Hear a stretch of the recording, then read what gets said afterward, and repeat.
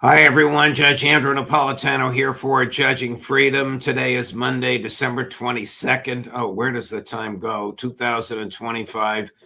My dear friend, longtime collaborator, and fellow traveler, Larry Johnson, is here, thinking of what Moscow must be like today. It's cold enough in New York City. And there you are in Florida with a Florida version of, is that a Santa Claus shirt? Yeah. There is. See Santa? All right. God bless you, Larry, and welcome here. I do want to talk to you about Steve Witkoff and Vladimir Putin, and I also want to talk to you about the Jeffrey Epstein files. But before we do, the following happened in the past 2 weeks with respect to China. The National Security Strategy came out and said China is an economic competitor. It's not an enemy.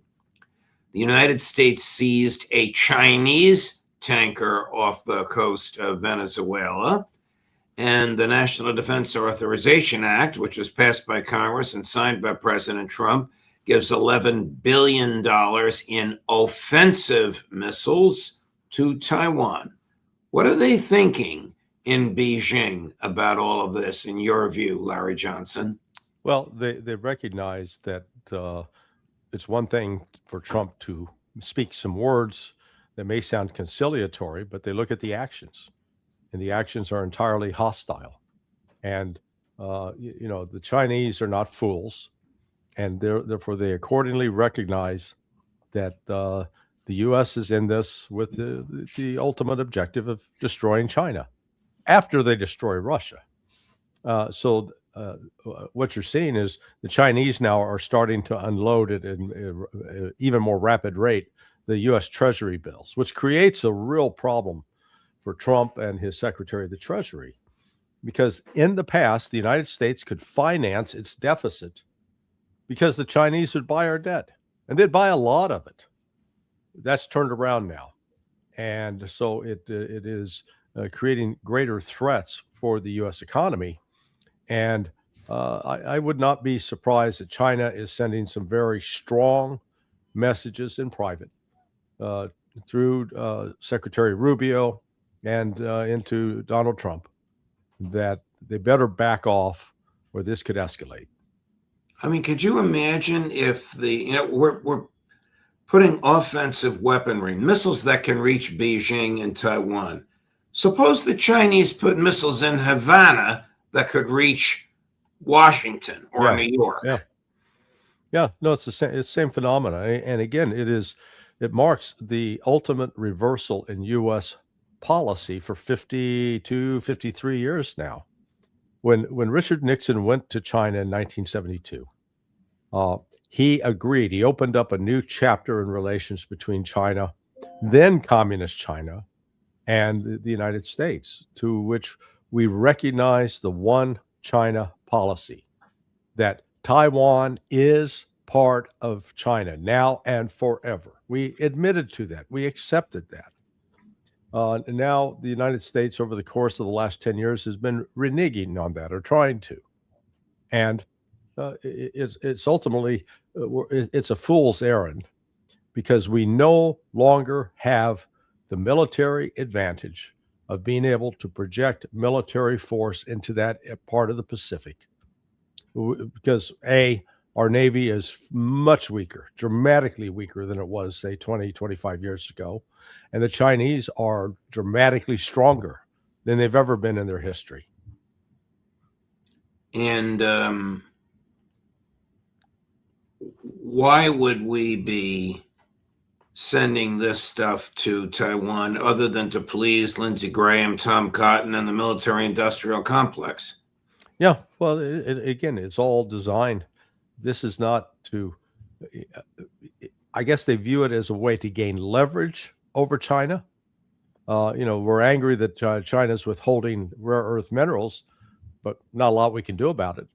So taking this kind of step, they may see it as a way to try to show, hey, China, you're not our boss. But the problem is China's going to call our bluff. And if the United States decides that it wants to get engaged militarily with the Chinese, the United States will lose. And it will lose simply because we depend heavily on our aircraft carriers to project force. And those aircraft carriers have no defense against the vast number of hypersonic missiles and drones that China has available to launch attacks on such U.S. ships. So China selling U.S. treasuries is going to cause the interest rates on U.S. treasuries to go up, which puts pressure on the government. Only the federal government borrows money in order to pay interest on borrowed money. This is, of course, absurd, but the Feds have been doing this for 100 years. Yeah, if the demand, when China with its size, and it ceases providing a demand for the U.S. treasuries, that means that the United States is going to have to make it more attractive for people to want to buy it, which means, you're going to get more interest. If you buy our treasuries, we'll give you more money. But again, the United States is now at a stage where it's not clear that we can ever repay what we've borrowed. And so now it's a matter of relying upon people to trust us.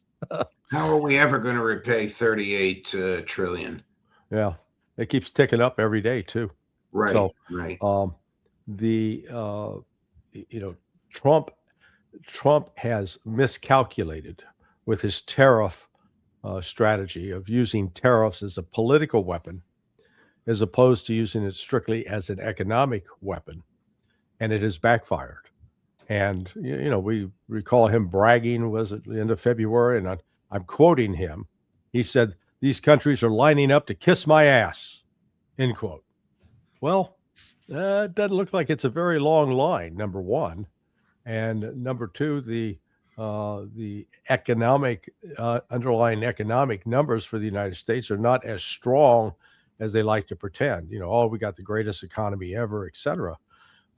Inflation is real, and it's been particularly felt in the grocery store. Which, how does the United States deal with that? Well, we don't count groceries in our inflation index. Jeez. How does the Kremlin view this bizarre combination of Trump's real estate agent negotiators, his golfing buddy in Witkoff and his son-in-law Kushner, as opposed to, and I'm not going to say Rubio because he's not a serious seasoned diplomat, but as opposed to serious seasoned diplomats like the Russians have, everybody from Maria Zakharova, whom you and I have met and know well, to her boss, whom we've also met, Sergei Lavrov. These people have forgotten more than Rubio, Witkoff, Kushner have ever known. So I think what's going on is, at least from the standpoint of the Russians, they see Dmitriev and his contacts with Witkoff and Kushner as a way to have access to Vladimir Putin. But they are not discussing the substance of the Russian position with respect to how to end the war in Ukraine. But Vladimir Putin removed all doubts last Friday, in his 4.5 hour end of the year, ask me anything kind of questions. And he specifically addressed the war in Ukraine and what Russia's negotiating positions are. And they have not deviated one iota from what he laid out when he spoke to the Russian Foreign Ministry on the 14th of June of 2024. And, it's essentially that, hey, NATO's got to get out of Ukraine completely. Ukraine's got to reduce its military significantly below 100,000. The territories that have voted to join the Russian Federation, they're all now permanently part of Russia and must be recognized as such. And the rights of the Russian Orthodox Church need to be respected. He hasn't backed off of those 1 inch. The proposals that the United States supposedly agreed to with the Europeans and the Ukrainians early last week in Berlin was that, they'll an 800,000 man army for Ukraine. Not going to happen. Absolutely not going to happen. Russia's not going to agree to that. They're not going to agree to 600,000. They're not going to agree to 500,000. They're not going to agree to 400,000. The thing they agreed to last in Turkey in March of 2022 was 85,000. And I suspect now they will demand less. They're not going to go up on that. But there's not going to be a negotiated settlement here. The good news, though, is at least the Russians feel like they have someone they can talk to communicate directly to Donald Trump via Steve Witkoff. So that's the positive thing. But when it is Putin also made it clear, when it comes to doing actual negotiation on settling an international matter like this, Lavrov is going to handle it. It's not going to be carted off to Dmitriev, who actually holds no portfolio within the U.S. government. I mean, within the Russian government. Right. He doesn't, he's not an envoy of the foreign ministry. So what did Dmitriev and Kushner and Witkoff, I know you weren't there. I wish we were flies on the wall, but what the hell did they talk about over the weekend in Miami? Yeah, I suspect they're talking about the possibility of future economic deals. Witkoff and Kushner and the Trump family has really been profiting off of this, his second term as president. So I think they're going to look for ways that they can establish some, boundaries for cooperation in the Arctic. There have been some moves on the part of the United States that have not been publicized. And, our friend John Kiriakou, who used to have a program on RT, Russia Today, called Whistleblowers, is now back on the air. Now, he was taken off air a year and a half ago, as was Scott Ritter, as was Garland Nixon. There was a whole press to shut down RT. Well, now that's back open. John is doing the broadcast again. John's getting paid again. United States hasn't announced that in public, but that's what's going on. So that tells me at least the U.S. is making some steps, some gestures towards Russia to say, okay, yeah, we are serious about trying to normalize relations with you. The problem child in all of this remains the Europeans. They've completely lost their minds. They're crazy. And they're advocating a war, not a conflict, a war with Russia. Right. Well, that of course would be insane, and as Vladimir Putin has said, would be over very quickly. Is there a rivalry between Witkoff and Rubio? Well, the NBC News claims there is. Rubio says there ain't. I suspect there is. Because normally a Secretary of State should be the one calling the shots about U.S. relations with other countries and should be in the lead of handling those negotiations. But that's not the case. That Witkoff has been given such a prominent role despite not having in any clear portfolio within the U.S. government, particularly within the foreign policy establishment. And what makes this equally so strange is that on paper, Rubio should be calling the shots because he's the national security advisor and the Secretary of State and the head of USAID. I mean, on paper, he's got a more powerful position than even Henry Kissinger had back in his day. But he's not the one driving the bus. If you look at his body language and facial expressions when Witkoff is seated next to him, you can tell that he resents his presence. Let's face it, Larry, anybody would. If I were Secretary of State and suddenly Trump said, you're going to listen to my son-in-law and Steve Witkoff, and they're going to go instead of you. If you were, we would react similarly, except neither of us expects to be president, and Rubio does. So he's got that elephant in the room. Rubio needs to get out and work on his golf game, okay? Because Witkoff is a golfing buddy of Trump. In fact, Witkoff was on the sixth tee at that Mar-a-Lago course where that Robert Ruta Oh God. Ruta tried to assassinate him. So Trump's got a deep and genuine friendship with Witkoff. Doesn't have that with Rubio. And remember Little Marco? And I'm sure Yeah. Donald Trump hasn't forgot the cracks that Marco made about the Donald Trump having tiny hands, implying that Donald Trump's physical equipment is, shall we say, diminutive. Right. So they've got that in the past. Right.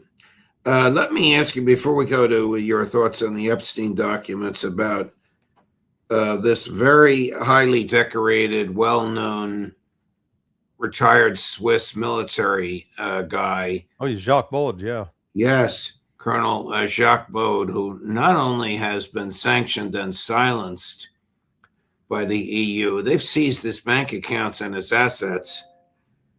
Now, I know we've had some disagreements with Dr. Rowe, but Dr. Rowe was telling me that under EU law, he can't even sue for them. I don't know if that is true, but what are your thoughts on the EU silencing some? It would be like the federal government silencing Doug McGregor. Yeah. No, this is, I share Gil's outrage over what has happened to Colonel Baud.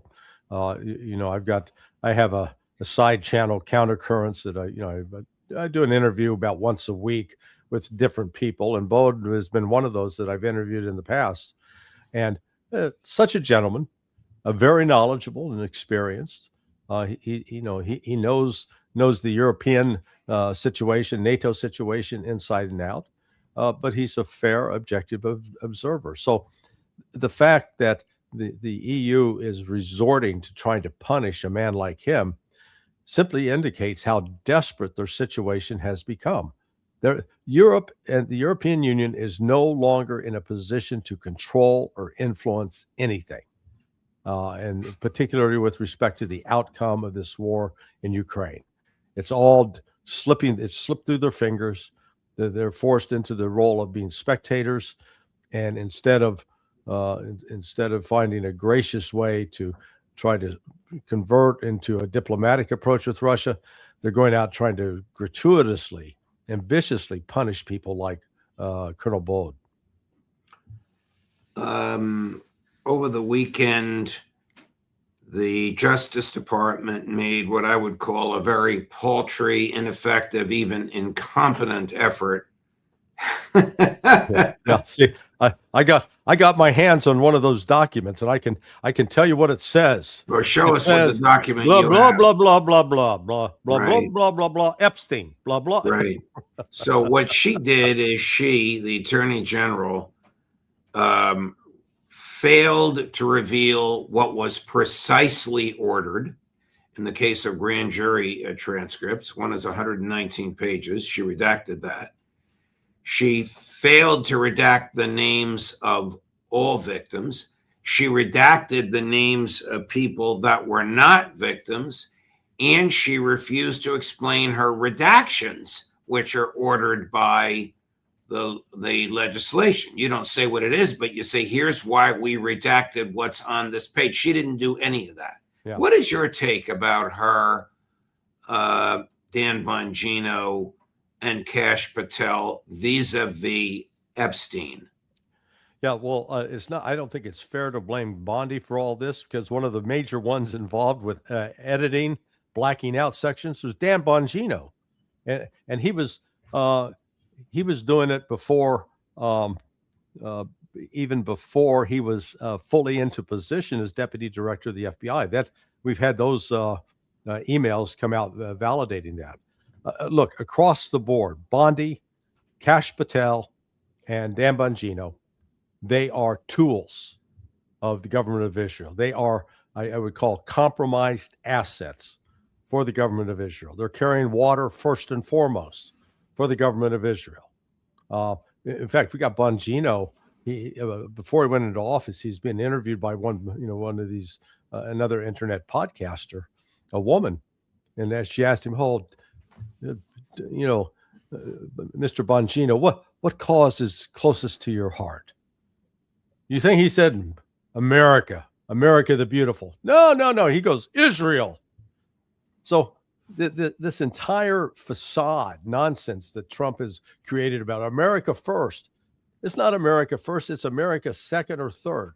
Israel gets the primary position, and it's all done in the name of the cause of Zionism. And well, how would their being the three of them being assets of the Netanyahu government impact these Epstein files? Well, because it keeps them from looking at the way that Israeli intelligence used Epstein, as well as the CIA had some hands in with Epstein.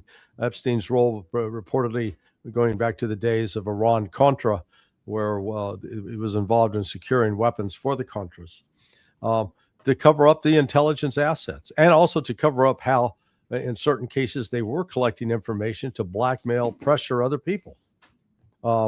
So, Epstein was not just some guy.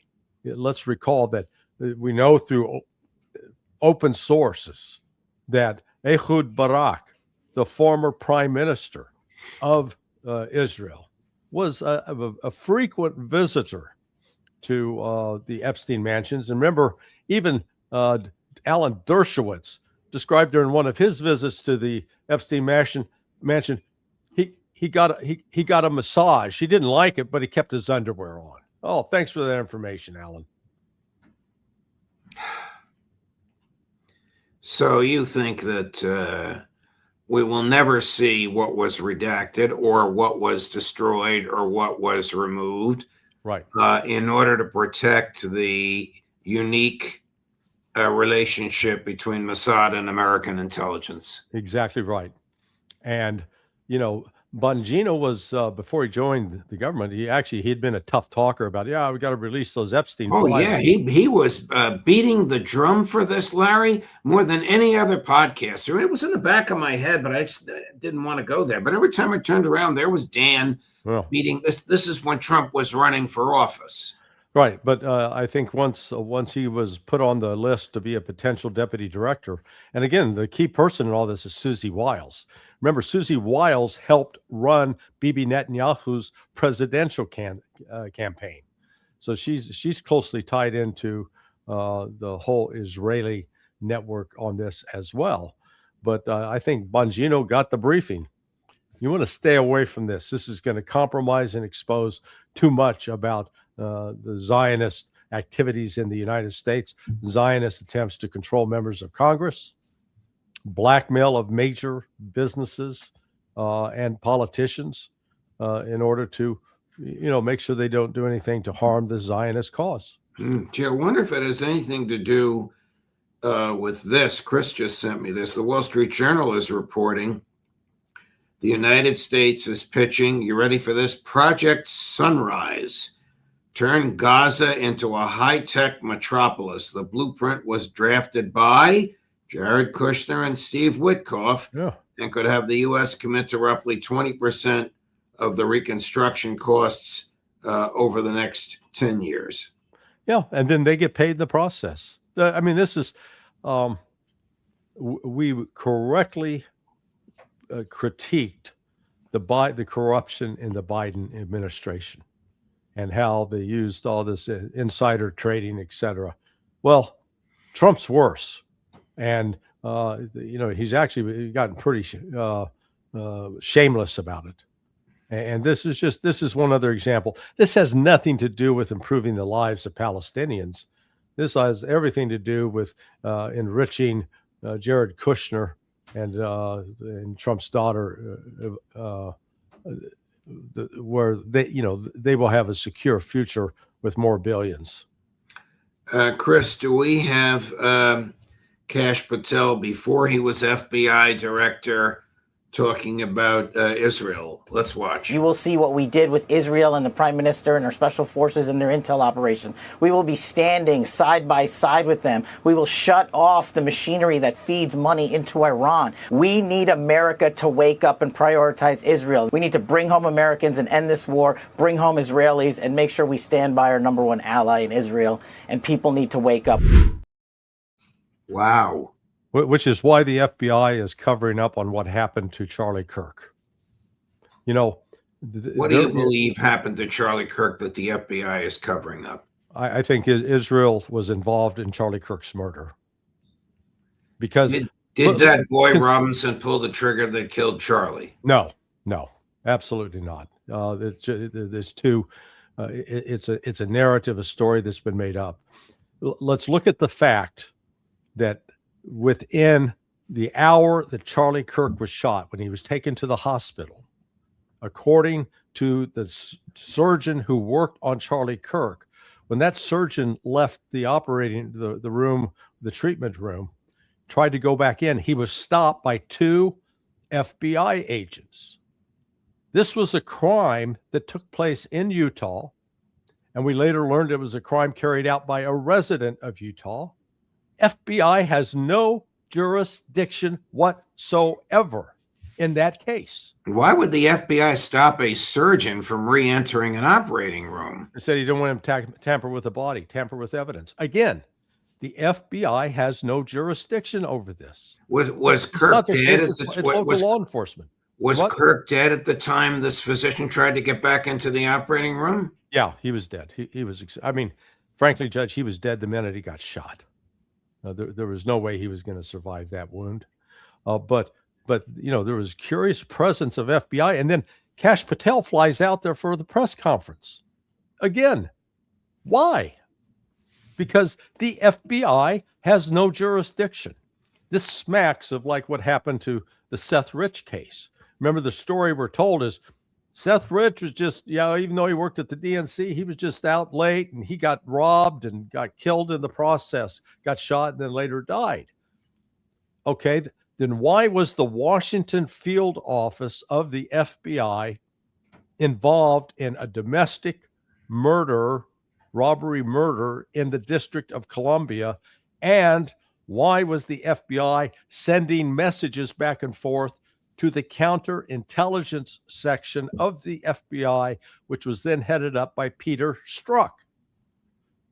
I mean, the only reason FBI counterintelligence could get involved with something like this is if there was a foreign connection. And so the fact that the FBI is out there running around in the immediate aftermath of the murder of Charlie Kirk tells you that they believed, or they had cause to believe, there was foreign involvement. 2 Netanyahu denials, one immediate and one about 2 or 3 days later on public statements made by him denying that he or his government had anything to do with it. Well, what we now know is documented, this is not opinion, is that Charlie Kirk had become fed up with the Zionist pressure to uncritically support Israel. Charlie Kirk was very troubled by the fact that the Israelis were attacking and killing Christians, that they were attacking and killing children.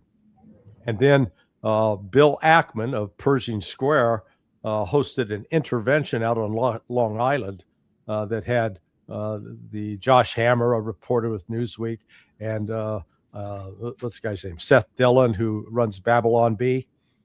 They all were there and put enormous pressure on Charlie Kirk, threatening his financial future, trying to get him to come over fully to, let's call it the dark side.